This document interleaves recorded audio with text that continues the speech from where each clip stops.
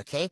I'm not, I wish I was exaggerating on here, but this is the faithful narrative that Saints Unscripted is giving you. So again, you can either just take the facts and look for the facts as they are, or you can perform these mental gymnastics to try to think that the occult practice of treasure digging for profit was somehow some Christian practice.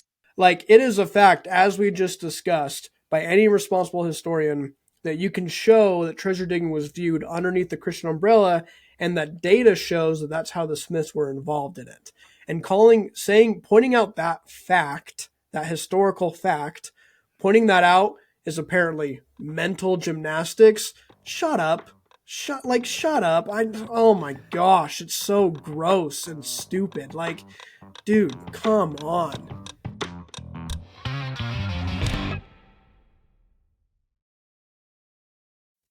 Real quick, before getting into the video, the majority of people watching our videos are not subscribed. So if you could just check the subscribe button, that would really help us out. Subscribing is free and it just recommends our future videos to you, which is only about one a week. So thanks.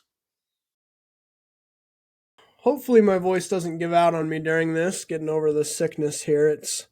We'll see if I start rasping through my words near the end of this, but today we're going to be taking a look at a video, a creator on TikTok who responded to our friends over at Saints Unscripted and their response to Johnny Harris's video. So this creator prides himself in his ability to debunk certain Latter-day Saint apologetic people in the apologetic community. And so I figured we'd take a look and we'd react and see exactly what's going on. And yeah, so you have any thoughts before we dive in? Nope, let's get into it. All right. I need to remember to mute my mic when I have to cough here too, because I'm going to be coughing every now and again. Okay, let me know when you can see this. There it is. Okay, so this guy, has no sacred cows, I believe is his username, and we will let him speak. He wasn't religious, but from a young age, he showed himself as a skilled treasure hunter. Johnny Harris's video, excellent. This Saints Unscripted apologetic rebuttal to Johnny's video, it's dishonest and misleading, and we're going to talk about that today. Okay, so that's how it starts off. Have you seen Johnny Harris's video? Yeah, I have. Okay, we can talk about it in just a second, kind of our thoughts on it. But this is something that this creator does constantly. I don't know, you've engaged with him a little bit in the past, haven't you? I have. Yeah, so I don't know if he was like this when you engaged with him, but I see him do this. He does it with Jasmine. He's done it with Saints Unscripted. And it's this really obnoxious thing where he's like, he accuses members of being dishonest, misleading. He never holds the same standards for ex-members, but he constantly, accuses members of being dishonest because, and as you'll see in this video, they don't bring up vague pushbacks or vague details that he feels like is related to the topic that they're talking about.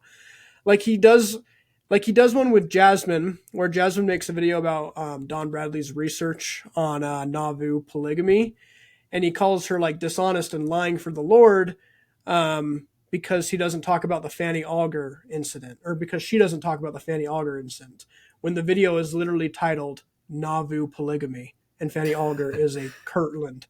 And he's like, she's lying for the Lord. I'm like, what? It's a TikTok video. It's not an Interpreter Foundation essay or a BYU Studies article. Like, if you expect her to address every single nuance and complexity in a TikTok video, you're crazy. And the fact that those standards are never, ever being held for any ex-Mormons, only Latter-day Saint apologetic creators, it drives me crazy because he does it all the time. Even with like Johnny Harris's video, he's like, oh, it's excellent.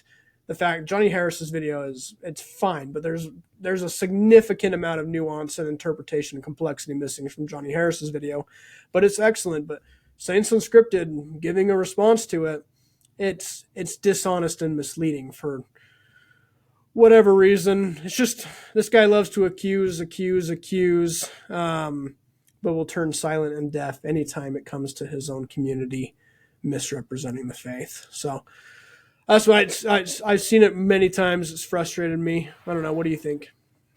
Yeah, I've noticed a pattern that like a lot of diehard Exmos, they'll like harp on transparency, or like informed consent. But in their minds, it seems like informed consent only means to mention the bad parts of church history and to omit the good parts. And or they'll hold a double standard for the church or apologists. They won't hold other Exmos to that same standard. Like if they omit important facts or aren't completely transparent about what actually happened in a historical event in the church history, yeah, double standards galore. I've definitely noticed that. Yeah, and this is unrelated. It's a little unrelated, and I'm not going to bring up this guy's name. But I saw you going back and forth with him over the Mormoner recent polygamy article they put out, and how he thought the article wasn't very good because it didn't fully transparently like put out timelines on Mormon polygamy on the very first paragraph. Which is like, it's a Mormoner article. Mormon articles are always very short and very concise. So of course it's not going to have this in-depth, like, it's not going to allow for every nuance and interpretation in the opening paragraph when those things are addressed later in the Q&A. And then he was like, the article wasn't good because they treat characters in the Pentateuch as if they're literal. And I'm like, it's an article on polygamy. Like, what if you are going to complain about the Pentateuch on an article on polygamy, like, what are you talking about, my man? Like, I saw a video, the creator ABH Bible on TikTok. He's a non-member, but he's a biblical scholar. Yeah, He's incredible.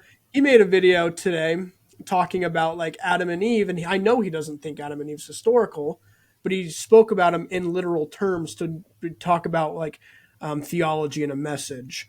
And that guy doesn't have an issue with that, but apparently on a Mormoner article about polygamy, if they bring up characters in the Pentateuch and treat them as literal, that's a whole problem. It drove me crazy. This is a thing I think that I see sometimes with ex-members, that they'll hold standards to the church and apologists that they do not hold to any other organization or people on their own side.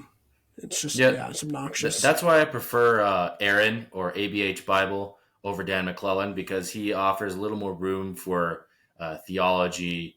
And even if he doesn't believe something is literal or historical, he's willing to talk about how a person can renegotiate the text to fit their theology within that paradigm of, even if you don't believe it's historical, you can still use it to influence your theology, stuff like that.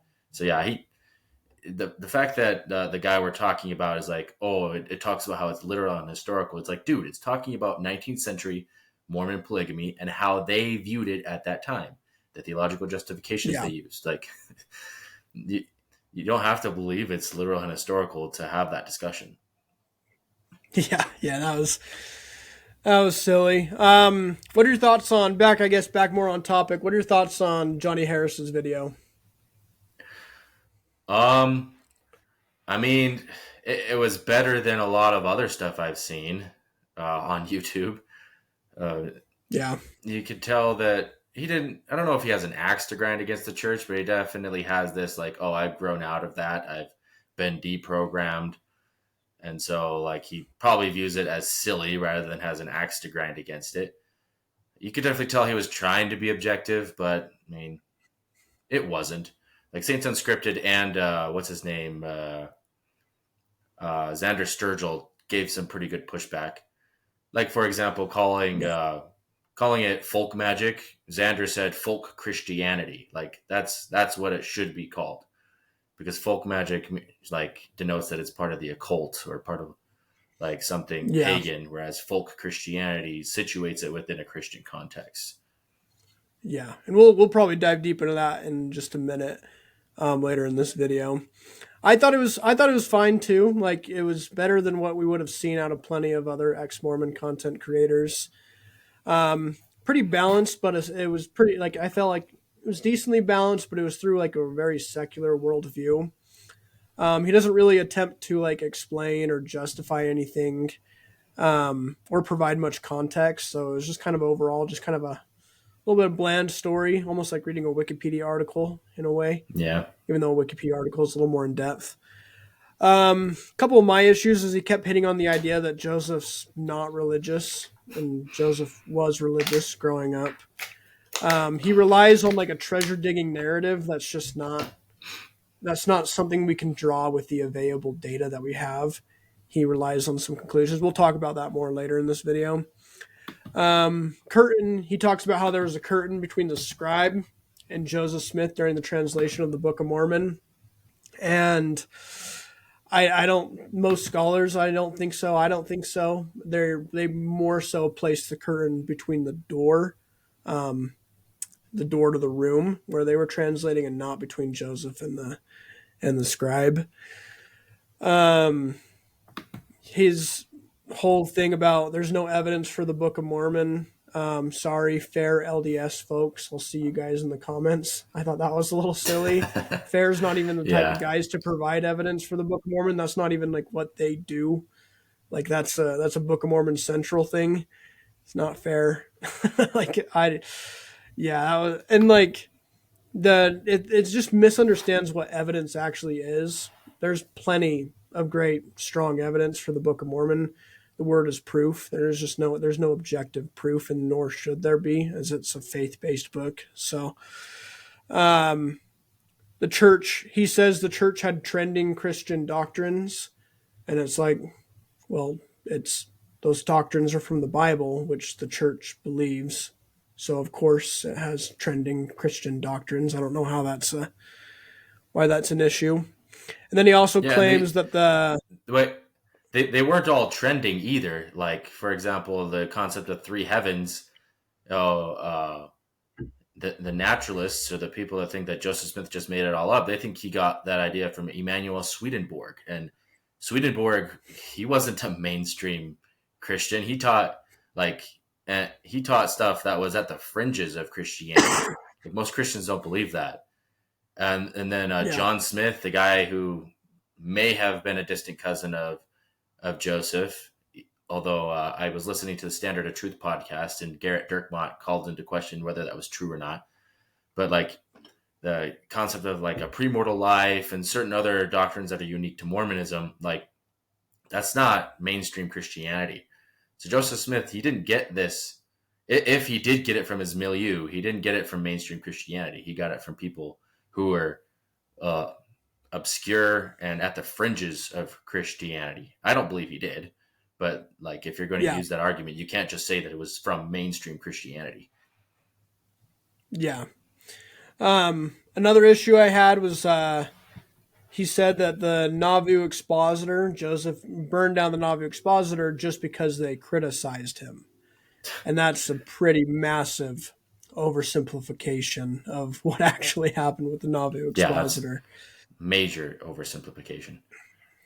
Yeah. And then last thing I think is, like, he said that Mormons, because we believe that we're a chosen people, that means that it's going to cause us to ignore the obvious conclusion, with the obvious conclusion being that Joseph Smith is a fraud.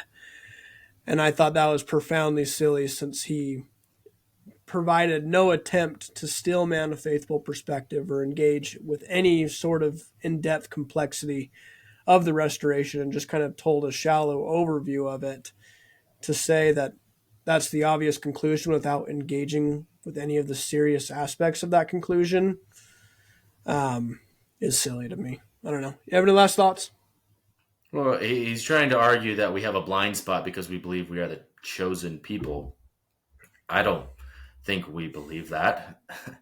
We definitely believe we are the one true church, but that doesn't mean that we have all truth and other people don't. Just Joseph Smith said that plenty of other groups have parts of the truth as well.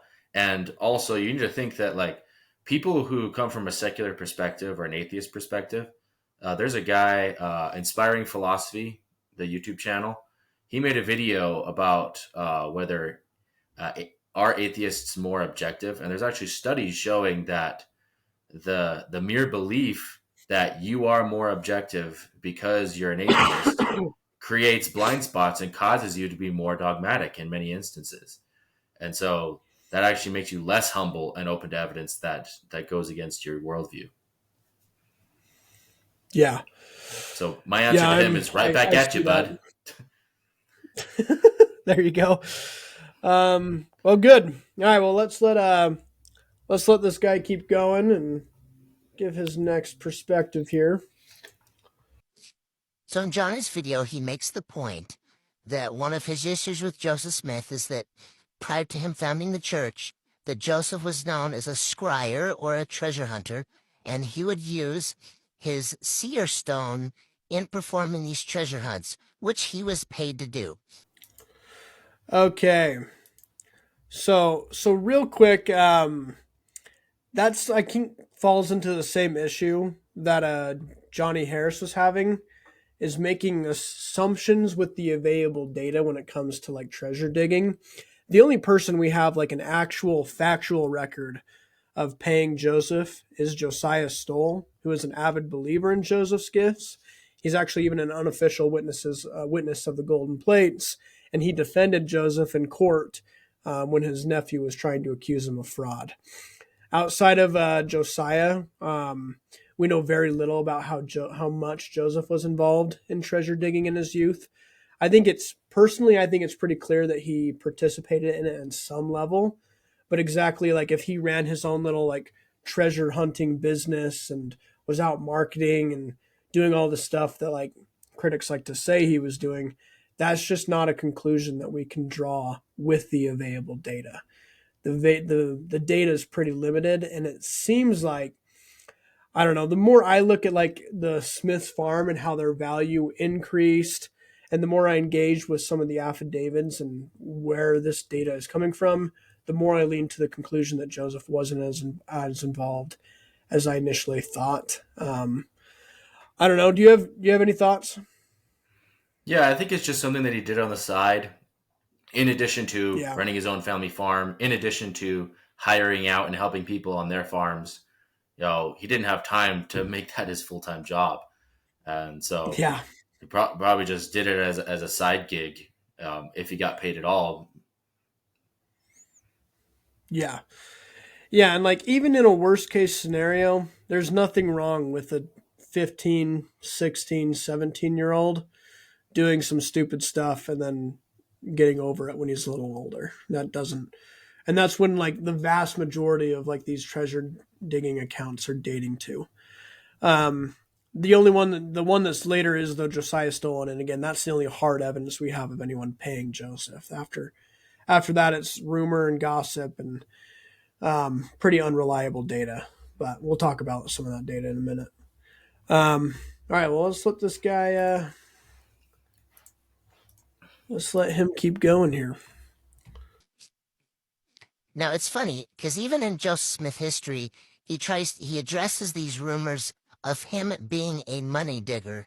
But again, in Joseph Smith history, he is playing this down because he wants to get away from this history, because Joseph himself knows it's problematic. Now, why is this problematic? It's not just because he was practicing these weird occult practices. Okay, so he calls treasure digging this weird.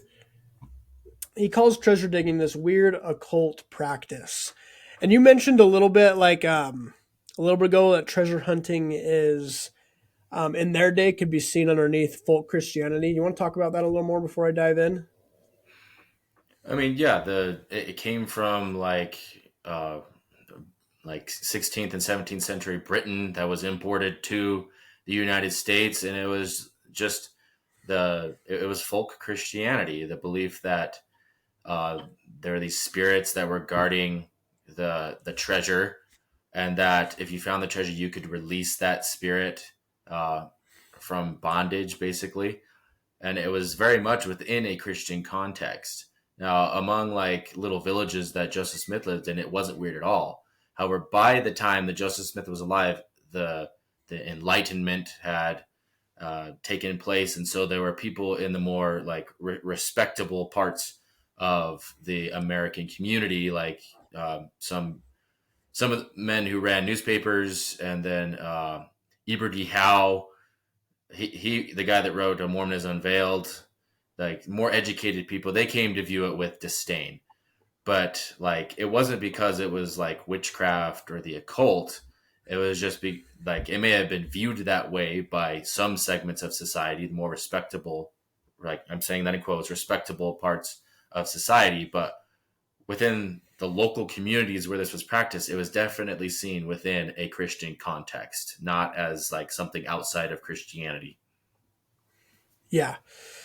Yeah. And when we say, like, when you say, when I say, when David Snell says folk Christianity, it just means that it's like, doesn't mean it's an official part of that religion, but it's commonly practiced underneath the umbrella of that religion and based on its theological concepts.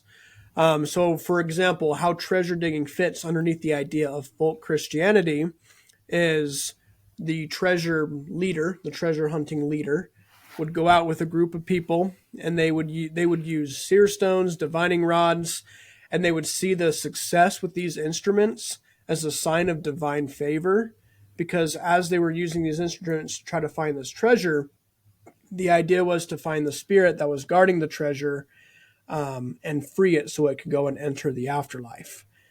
And that view of treasure hunting is underneath the Christian umbrella, going and helping a spirit enter heaven. That's underneath the Christian umbrella. People saw, like, the people who did the leads on these treasure hunts were like selected because they were viewed as holy men. They would like fast and pray before these treasure hunts as like a way to try to gain like acceptance with God. Yeah, they viewed the ghosts as spirits that were lost in purgatory. Yeah, and like the occult accusations that this guy is kind of feeding into, which is, I think, kind of a silly thing, but it's like calling zodiac signs occultish, which is just kind of weird. But the occult accusations, like you mentioned, they come from New World Protestants who are trying to distance themselves from Catholicism, because treasure hunting more so falls even under Catholicism with the purgatory aspect of it. And we can look at the historical record. These are the idea that treasure hunting could be viewed underneath the Christian umbrella is something that's any serious historian of the 19th century is going to agree with that. That's a historical fact. It's not really up for debate. And we can see, how did the Smiths view it? Because that's what the question comes down to. We know that people viewed treasure hunting as folk Christianity, but is that how the Smiths viewed it? And if we look at some of the available data, we see accounts where the Smiths armed themselves with fasting and prayer as they went to the spot that was designated by Joseph Smith. So based on the available data, it's pretty clear that treasure hunting was underneath folk Christianity. That's a fact. And the Smiths viewed treasure hunting in that way. And so calling it occultish is just, it's silly. It's probably anachronistic. Yeah, it's just kind of a silly criticism. They viewed it as a good and holy practice. Even if you find it silly, it still doesn't change how they viewed it. They viewed it underneath the Christian umbrella. Well, it parallels a lot with kind of the anti-Halloween rhetoric within Christianity today. Lots of people argue that it's like comes from pagan occult practices, but no, like again, Michael Jones from Inspiring Philosophy has done a great job at debunking this. Halloween comes from Christianity, like Christian practices about ghosts, witches. Like it comes from Christianity, and so does Christmas. Christmas is not a pagan holiday. And there's also some good stuff in the Mormoner article about seer stones, where it says historian Keith Thomas has noted that for the common people in the 16th century, the abilities of wizards, scryers, and other figures were attributed to be the gifts of God. And he says, quote, the common people were more likely to believe that the cunning folk were taught by God, or that they were helped by angels, or even that they possessed some divinity of their own. The common people assumed that the power of these wizards came by some extraordinary gift of God. And then a 17th century historian, Elias Ashmole, wrote that English folk magic was seen as natural and honest as opposed to devilish. Awesome. Yeah, I think that covers it pretty well. The idea that it's an occult practice, like you mentioned, it's like calling someone who participates in trick-or-treating in their ward. Yeah. Like look, they're them doing some occult practices. It's just weird, and it kind of, anyone who's making that accusation, it lines them up with some far-right conspiracy nut jobs. So it's just, I think it's a silly criticism. It ignores the historical consensus and ignores data related to how the Smiths were involved in it. Right. Yeah. Another quote from a good book by Michael McKay. They wrote the book Joseph Smith's Seer Stones, Michael McKay and Nicholas Frederick. So they wrote the non-institutionalized characteristics of folk religion and the occult was rarely incorporated into genteel religion or declared publicly, but those who participated did not firmly distinguish between their own Christian beliefs and the occult. So, yeah, you can't draw a very clear line between what some people call the occult and folk Christianity. Yeah. Yeah, I'm with you. All right, well, let's let this guy let's let this guy continue here, and we will go from there. But when he was doing that, he was actually utilizing the same seer stone that he would later use to translate the Book of Mormon that we have today, and then also receive many of the revelations contained in the Doctrine and Covenants. Okay, so seer stone for Book of Mormon translation. To this guy, he's connecting it that the occult object that Joseph was using for treasure digging was the same object that he was using for seer stone translation. This is a pretty common thing. It shows up in the CES letter. It shows up in most critical materials of the church that they connect those two to try to find a way to say, oh, the Book of Mormon comes from occultish origins. I think as we just touched on, it's pretty clear that it wasn't. It was folk Christianity. And to me, the seer stone derangement syndrome, I don't really understand. Like, it's a non-issue. Of course, Joseph's going to use something that he's comfortable with, that comes from his context, that he's familiar with, and to give him aid in receiving revelation. God always communicates to us through our language, our cultural norms, our expectations, and that can come through something like a seer stone. You have any thoughts on that? Well, I've seen some scholarship indicating that when Jesus spat into the dirt, made mud, and anointed a guy's eyes with clay, that was actually like a pagan practice. And so, like, even if the seer stone is a cult, like, so what? He's using Joseph Smith's environment, something he's familiar with, as a way to reveal things to him. And I mean, it's the same thing like when Christians bring up that, like, the temple is influenced by Freemasonry. Like, I mean, a lot of the ancient Hebrew rituals and animal sacrifices and circumcision, like, there's a lot of good evidence out there showing that they borrowed a lot of that from the surrounding pagan neighbors and then repurposed them into something that fit within their religious framework. And that's what Joseph Smith did with the seer stone, with Freemasonry at the temple, as what Jesus did when he anointed a guy's eyes with clay. Like, it doesn't affect our religious framework at all. Nothing wrong with it. Yeah, definitely. Like, religious ceremonies, revelation, all of that comes to the context of the people it's being given to. So yeah, no issue with seer stone being used for Book of Mormon translation in connection with Joseph trying to use it to help free some spirits during his treasure hunting days. I think it's a non-issue, but seer stone derangement syndrome is a very real thing. People get one last thing. It is true that many of the people who practice this in these, like, local village areas did tried to downplay their influence or hide it because of what people in like the cities or the educated society, what they would think of it, because they definitely didn't like it. But that's not an indication that the people who practiced it themselves saw it as problematic. They just didn't want to get made fun of by people who refused to understand their perspective or the way that they saw it. Yeah. Yeah, I'm not going to throw on my resume all the goofy things that I believe in, So Yeah. I'll happily, I would probably downplay it too. If a job interview or like just, talking about multiple mortal probations or something, there's plenty of times in life, like maybe with my bishop, I kind of have to downplay that if I want to keep teaching primary. So, Yeah. yeah.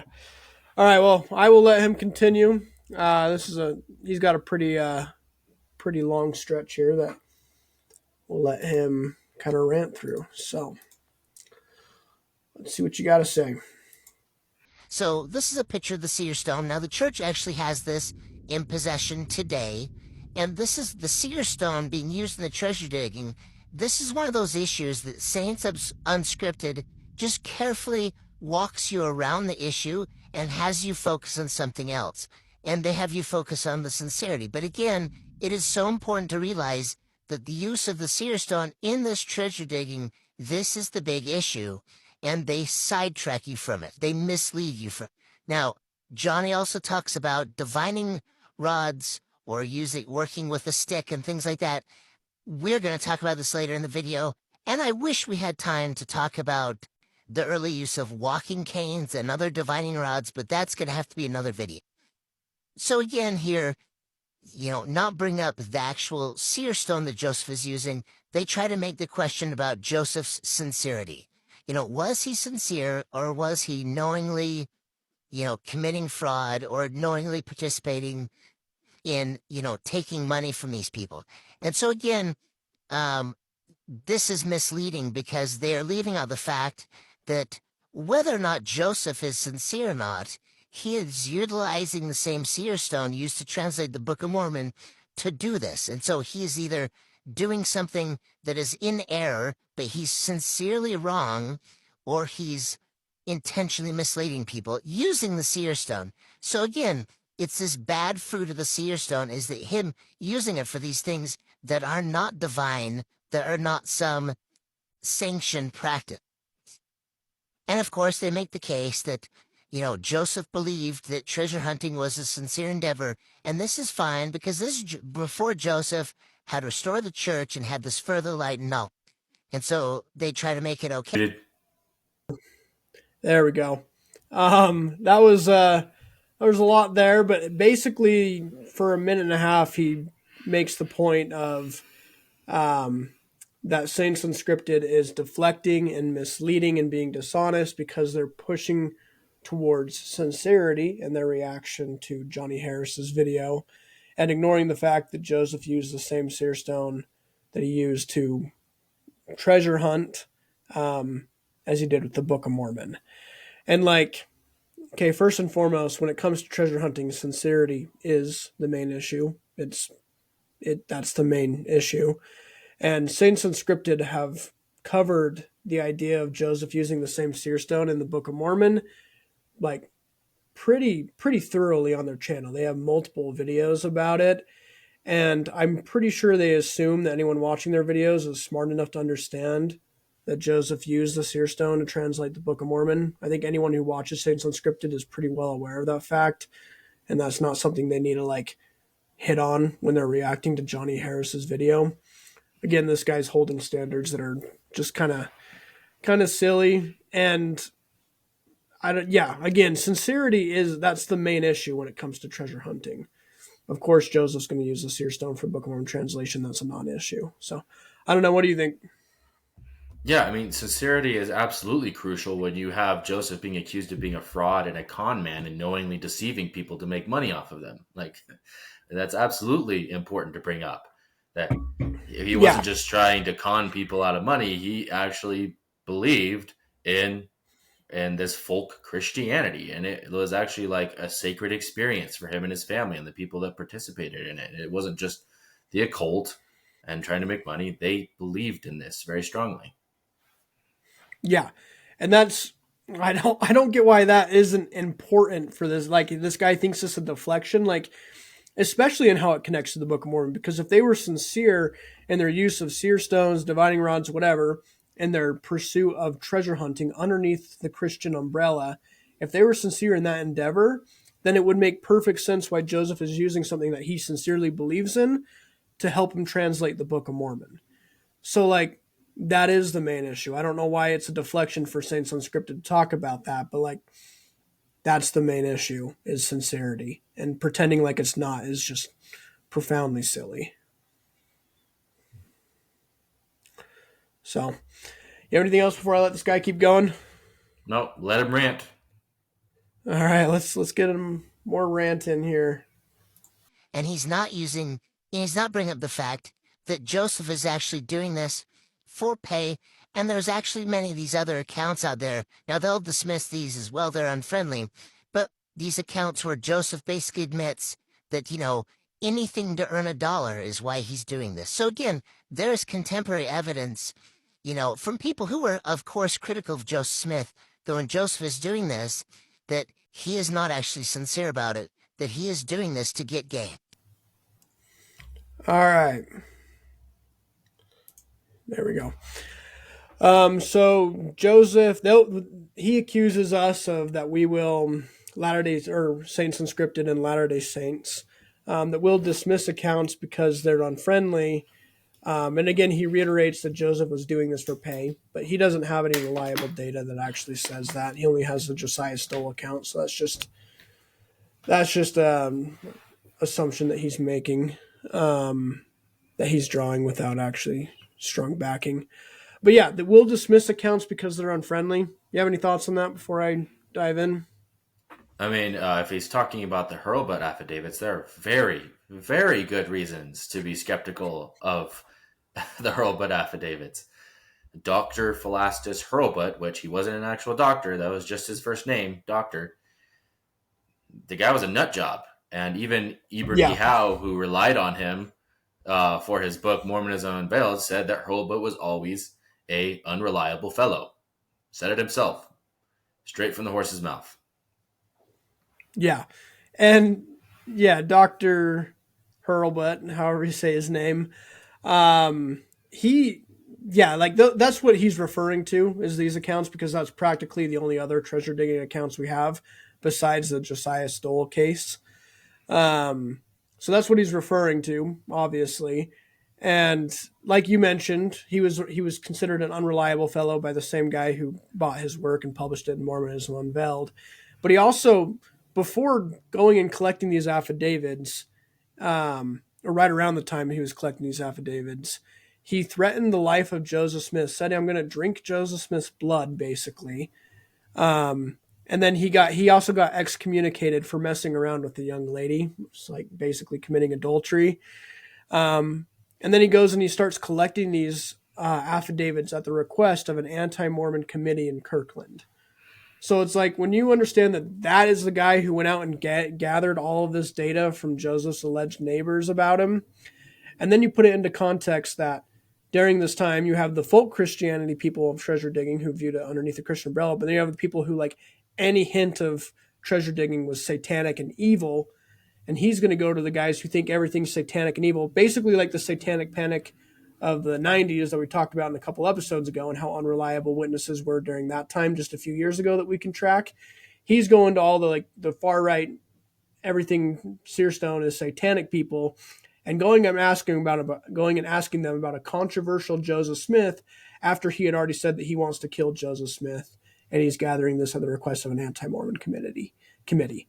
So when that's the setup for all of the data that comes from the Hurlbut affidavits, I think there's very good reason to be very, very skeptical of practically every single affidavit in there.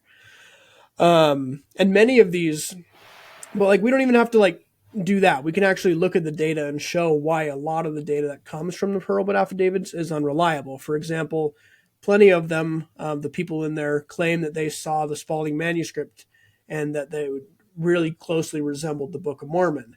And that's just a fact. That's just factually false. So they just made that up. That's just a lie.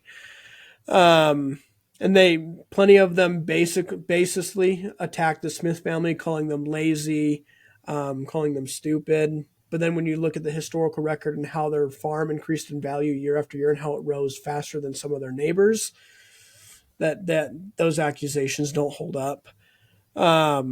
Some of the other some of the things they say is the Smiths were skillful liars who boasted about their ability to lie. Why would liars boast about their ability to lie? That's silly. Yeah. One of the A dead giveaway. affidavits says that one of the affidavits says that Moroni had a monkey in a box and that Joseph Smith paid Moroni to get the plates. It's like, huh? That's just entirely incoherent. One of them says that only Emma and Joseph, they were the only two people allowed to see the plates. Emma never saw the plates, only the 3 witnesses did, so that's a factual error. Another one says that Moroni appeared in the form of a toad and that Joseph was required to wear like special ritual clothes to go and receive the plates. And like that's just that doesn't show up anywhere else in the historical record. Another one says that Joseph came to him and conveniently privately confessed that he was a fraud. And this is an account that John DeLynn relies on pretty frequently in a lot of his videos. But Joseph comes to him, privately confesses that he was a fraud in both treasure digging and the golden plates to this guy. And that while Joseph was telling everyone else it was true, he went and told this guy that he was a fraud to a guy that doesn't even like him. And yeah, that doesn't make any sense. And then Joseph would go around and like, another one says that Joseph would go around and like promise to show people the plates. And that doesn't match the historical record at all. And there's so many like other things like that in the Hurlbut Affidavits that it's like, clearly these things are just full of bogus gossip coming from people that don't like Joseph or being influenced by Hurlbut himself. Basically, like, imagine like the guy making this video is No Sacred Cows. Imagine if I went to his high school, went to people who went to high school with him, and gathered up all of the gossip that I could about him from people that didn't like him and published that online. I wonder if he would feel how accurate of a reflection that would be on his character. Or to anyone else. I can go and do it. If I go to John DeLynn, if I want to investigate John DeLynn, and I decide to go to the Midnight Mormons and get a bunch of affidavits about John DeLynn's character, I think John DeLynn's going to see that as a accurate reflection of his character. You know, like it's just, that's what's going on with these Hurlbut affidavits. But even worse, because we're going to people who already had like very negative views towards treasure digging. Yeah, I don't think it's a good reflection of reality. And anytime someone's relying on the Hurlbut affidavits, I think it shows a lot about their ability to engage history. So I don't know, you have any other thoughts? Yeah, one point that I've seen made, I think it was by historian Milton Bachman, that if the worst of the Hurlbut affidavits were true, then Joseph's mother and some of his siblings would have undoubtedly been excommunicated from the local church that they were attending. Now, they were eventually excommunicated, but not for those reasons, not for the reasons laid out in those Hurlbut affidavits. I think it was just because they just stopped attending. Yeah. Like if they were actually the liars, the lazy cheats that people claim they were, then they would have been excommunicated from their local church. The second point is that according to William Smith, like they were considered a very respectable family until Joseph Smith started talking about golden plates and seeing an angel. Then all of a sudden, people started accusing him of all sorts of stuff. Now, it's very difficult to substantiate this because they weren't like super prominent members of the community. So all we have is the word of the Smith family. However, what Richard L. Anderson is able to establish in his book on the witnesses is that when we look at Martin Harris, who was a very prominent member of Palmyra at the time, we can see from like newspapers and from what people were saying publicly about him, he was a very respected person in the community until he started associating with Joseph Smith, talking about angels and gold plates. So that is a corroborating evidence that what the Smiths were saying about themselves, that, hey, we were very, very respected until Joseph started saying this stuff, is also true. Yeah. Yeah. And like, yeah, you add that on top of it, the fact that people hated the Smiths for the golden plates. They had issues with treasure digging, and the guy going and collecting these wanted to drink Joseph Smith's blood. And that's the people that he went to were the people who, had the issue with the golden plates and have an issue with treasure digging. Of course, you're going to get a lot of convolutions in the accounts. And again, as I just showed, there's plenty of factual errors all throughout the accounts. But I don't want to come across like Hannah Stoddard here, like anything treasure digging, like go and toss it in the garbage. Like that's not. I very strongly fight against that as well. Like the Hurlbut Affidavits should be analyzed. They're important because data is data, regardless of how unreliable it is. It's still data, and so they should be analyzed for accuracy. And you can find. I think there are accounts that you can find some ways that they like some things that are true among them versus other accounts that seem just like silly. So I'm not saying we toss out the Hurlbut Affidavits. I think Richard Bushman's a very responsible historian, and he found value in going through them and trying to connect it with other contemporaneous accounts. But yes, I think the idea that I think the accusation that this guy made that we'll just toss out accounts that we don't like, I think that accusation is silly when we look at the context of the affidavits. So yeah, well, when I watched that's my thought. I watched Hannah Stoddard's video where she tries to debunk like the treasure digging and she attacks the Hurlbut Affidavits, and she does an excellent job at debunking the accusation that the Smith family was lazy and that they were cheats and that they were poor. Yeah. She does an excellent job debunking that. She even cites a study conducted by a guy whose last name is Enders, where he was able to calculate like their worth based on how much farm they had, how much land they had, and he was able to compare it to their neighbors, and where he was able to show that they were like middle class, maybe by the end of their stay in Palmyra. She does an excellent job at debunking that, but she doesn't do a good job at debunking the treasure digging part.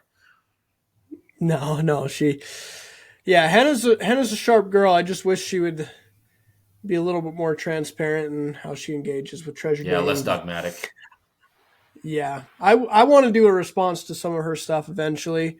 I wish I could have a debate with her about Joseph using a seer stone in the Book of Mormon, because she's a Urim and Thummim very heavy, and I'm seer stone pretty heavy, and I'd love to have a formal debate with her about it, but I don't think she's up for it. Jacob Hansen tried to set it up, but I don't think she's down for that.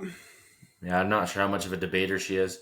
Oh, one thing about funny little fact about Dr. Philastus Hurlbut is the story behind his excommunication was, I think he was like serving a mission, and then he was messing around with women, and he got brought before the disciplinary council and got excommunicated. But then he like begged them, like, no, I'll do better. Like, I promise I'll do better. And so they reinstate him. And then he goes off and does the same thing again, and then brags about how he like deceived Joseph and like, haha, I got away with it and everything. And then they caught wind of this and then excommunicated him again. And after that, he became extremely bitter and wanted to drink the blood of Joseph. Like, yeah, really, really weird, bizarre. And I'd say the guy was a moron. Yeah, he's a nutty guy. So, all right, well, let's let this guy continue, and we'll go from there. Okay, but this is the best part of the video. So here he tries to bring up this third alternative, right? He says that these first two issues, this way of looking at it, this is an outdated way of looking at it. That we need to look at it with this third nuanced way, that treasure digging is actually this Christian practice, and this is something that is used to provide for the poor, okay? I wish I was exaggerating on here, but this is the faithful narrative that Saints Unscripted is giving you. So again, you can either just take the facts and look for the facts as they are, or you can perform these mental gymnastics to try to think that the occult practice of treasure digging for profit was somehow some Christian practice. So again, he's trying to make the case, well, treasure digging wasn't magic, it wasn't witchcraft, it wasn't the occult, but it also wasn't fraud. He wasn't out there tricking people. He wasn't out there taking their money with bad intention. They make the case. They make the case that the treasure quests were a very Christian activity. And why was that?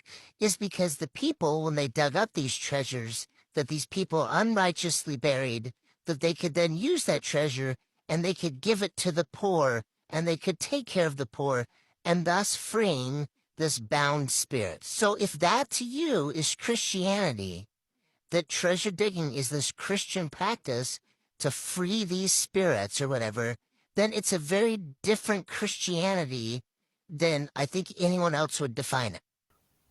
Okay, I gotta stop there for a sec. Like, That's literally you what have the any historical thoughts? record shows, is it was a Christian practice. Like, that's not...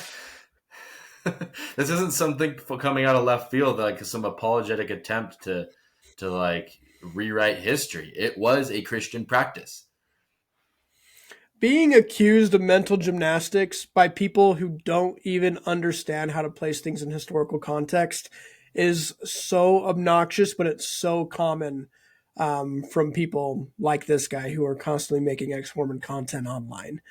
Like, it is a fact, as we just discussed, by any responsible historian, that you can show that treasure digging was viewed underneath the Christian umbrella, and that data shows that that's how the Smiths were involved in it. And pointing out that fact, that historical fact, pointing that out is apparently mental gymnastics. Shut up.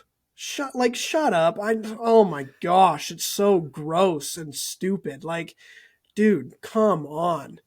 Yeah, I don't know. It's just cognitive dissonance. It's obnoxious. It's confirmation bias. It's everything that we get accused of. That what they do, to be called that you're a mental gymnast because you responsibly approach history. Yeah, nasty. Yeah, that word, mental gymnastics, is extremely overused by people who have no idea what they're talking about in many instances. Yeah, it's definitely... It's an obnoxious and very unhelpful term. It's just a thought-stopping technique used as a way to try to bully people instead of engaging with anything they're actually saying. But apparently if you want to be a responsible historian, if you want to engage history in context, if you want to analyze data and draw reasonable conclusions, that's being a mental gymnast. So, whatever. Are you planning on showing that clip from the Saints Unscripted video? Oh, yeah. Let me do that. Let me do that right now. So the video that this guy, we can just show the video that he didn't watch because it's clear he didn't watch it. Let's show that clip right now because they do a great job putting this into context. And we can let them. We will just provide the clip right here because they made a video on this. He didn't go and engage it and instead called them mental gymnasts before engaging with what they actually had to say. But yeah, let's take a watch. Take a look at the video first. You have anything before I play it? No, go ahead. Okay.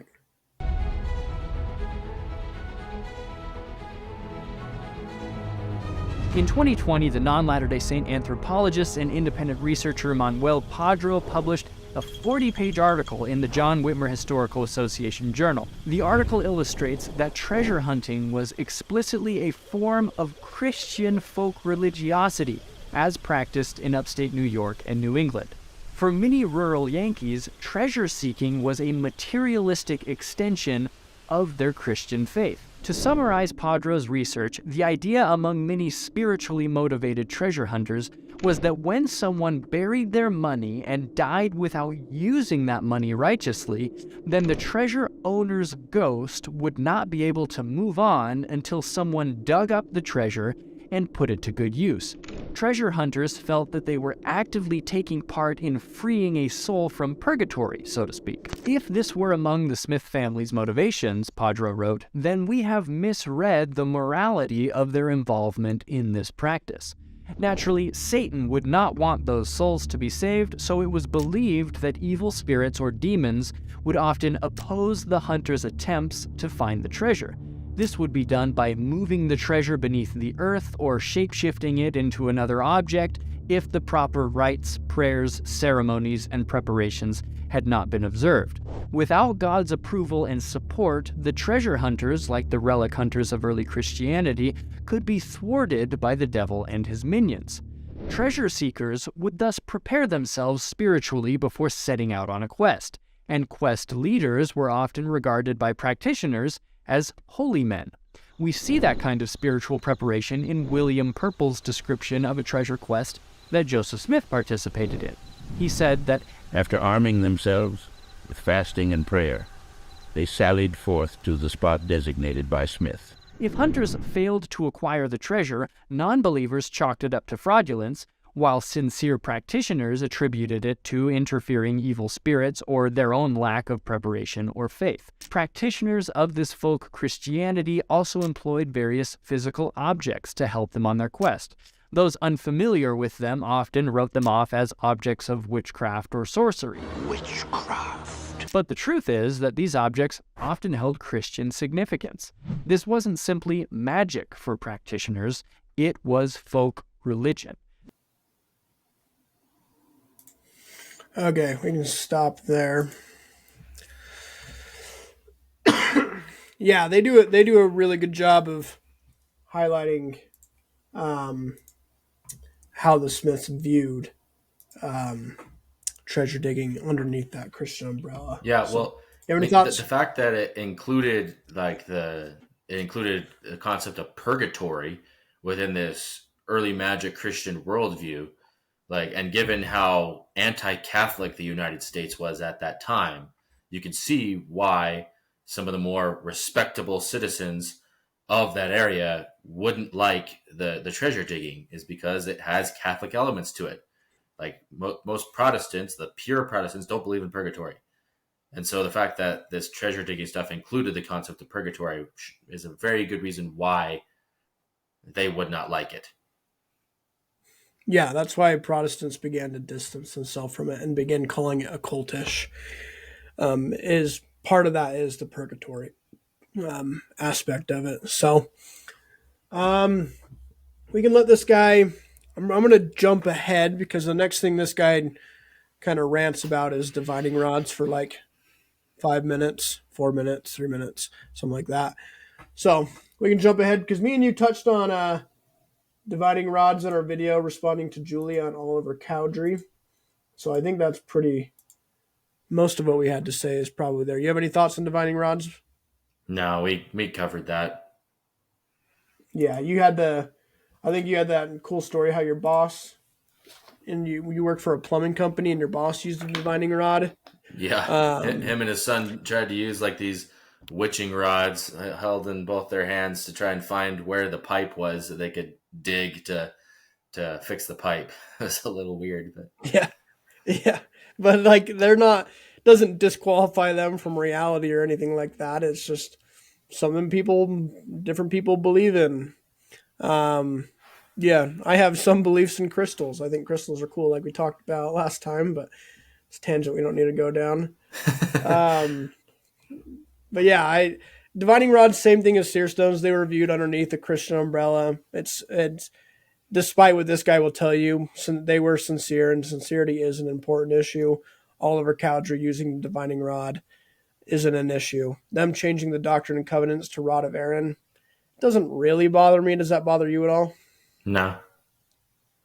No, it doesn't really bother me. It's just kind of a way to make it the more reading, more tangible, especially for people in that Protestant view, making it a little bit more reasonable for them to read. But yeah, it's Joseph's revelations. Joseph's allowed to clarify and adjust his revelations as he sees fit, as long as he feels the message is still getting across. So with that, let's let him wrap up here and give some of his last thoughts, and then we'll go from there. So just remember, when you watch content from creators like Saints Unscripted, which is actually one of probably the most scripted TikTok channels out there, that you're getting content that, yes, it's apologetic. Yes, it will help you, try to pull your testimony together. And again, I get why you would want this, but just realize that the things they're feeding you, they're not sustainable. That these are things that are basically just putting off the inevitable, hard and difficult facts that Joseph Smith was a fraud in many different ways. And again, Okay, so that's kind of his wrap up there is Saints Unscripted. You should be cautious when watching them because they're just going to help put off the inevitable, kind of what Johnny Harris was saying, the inevitable realization that Joseph Smith was a fraud. You have any thoughts on that? Look, I can somewhat see why he would come to this conclusion because all he watched was this video from David Snell. David, Yeah. he kind of just goes over the Johnny Harris video but doesn't really cite his sources. He just makes claims, which they're true claims based off of the historical record. However, it's a lot easier for this guy to refute when he doesn't know that David has already made several videos on the Seer Stone where he cites very solid scholarship on it. The one that we just showed here, he also has several other videos on the Seer Stone. Like there was a video on whether the church tried to hide the Seer Stone in their published material. And he was able to document in his video 47 times where the church mentions or discusses the Seer Stone in official church publications. So I would recommend to anyone who wants to see if this guy from No Sacred Cows is right, is watch Saints Unscripted's other videos on the Seer Stone and see who's bringing the receipts and who's not. Yeah. Yeah, I agree. And I think that's such an obnoxious thing to say that they put off that Saints Unscripted just puts off the inevitable realization that Joseph Smith was a fraud. No, they just approach history responsibly and informed, unlike how this guy calls anyone who does approach history responsibly a mental gymnast. We're approaching it in the how do I make Mormonism look as bad as possible lens. No, Saints Unscripted, they're responsible, they're academic, they rely on good data. Yeah, I love what they do. And the condescending attitude to think that anyone who researches this stuff is going to reach the same conclusion that this guy reached, that Joseph Smith is a fraud, is just demonstrates a profound ignorance of not only the subject matter, but also of philosophy and psychology of how human beings work.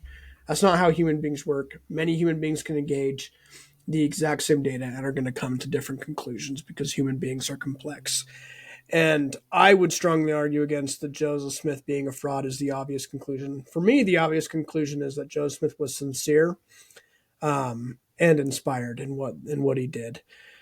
So, I mean, imagine using this style of rhetoric. Oh, Mormon Stories puts off the inevitable realization that Joseph Smith was a prophet of God. So, if you watch Mormon Stories, it's critical, it might make you feel good in your decision to leave, but they just put off the inevitable realization that it's all inspired, it's all true. So I would go and engage with the Fair Mormon, go to some fair conferences if you really want to get the cold hard facts. Imagine if I talk like that, I would get ripped to shreds. And if this guy does the same thing but in reverse, it's obnoxious. Yeah, well, if he wants to accuse us of having mental gymnastics, he should try telling that to guys like Don Bradley and Richard Bushman, who know more about Joseph Smith than anyone else, and they still come away thinking that he was sincere and inspired. Yeah. Yeah, some of the most knowledgeable people on Joseph on the entire planet, most academically responsible people when it comes to Joseph Smith's life are believers in his prophetic story. So people like this guy who clearly haven't engaged that deep with the content Saints Unscripted is putting out and making accusations are the ones who believes he's a fraud. So Yeah, I think it's. I don't know. I've been probably. It's great that we're able to debunk what this guy says with another Saints Unscripted video. Yeah, there you go. I probably have been a little bit too harsh in this podcast. I apologize for that. No sacred cows, but it gets frustrating, man. Some of these accusations made towards good people. It's frustrating, but yeah, I hope this guy continues to make content, make a couple adjustments. There's no issue with making ex-Mormon content if that's what you're passionate about. There's no issue with debunking me. There's no issue with debunking Jasmine or David or anyone else. Just do it responsibly and without so many accusations. I think that's for everyone's best interests. So those are my last thoughts. What do you have any last thoughts? Yeah, I just want to say that David Snell is the Hank Green of Mormonism. Yeah. Those who don't know who Hank Green is, he's the guy that made like the crash course videos, just like takes any subject like in science, history, psychology, and just gives like a 5-10 minute video crash course on it and is able to really inform you on it. And I think that's kind of what Saints Unscripted is modeling their videos after, is providing quality content in a very short amount of time. So big fan of David Snell and what he's doing. Me too. I'm always going to stand up for David Snell. He's one of the best that we have to offer. He's not controversial like me and you are. He's kind. He's responsible, academic, thorough in all of the videos that he makes. And I have so like minor differences in some videos that come out of like Saints Unscripted and even some of the Faith and Beliefs videos, but like they are very, very good content. I'd even say like scholarship and how they review the scholarship. So I think, definitely a great place to go for anyone who's interested in just getting a good idea of over practically every criticism of the church, and go and watch David Snell's videos. Top notch. So, all right, with that, we will call it there, and I hope everyone has a great rest of their day and goes out and does some treasure seeking later underneath the Christian umbrella. So, there you go.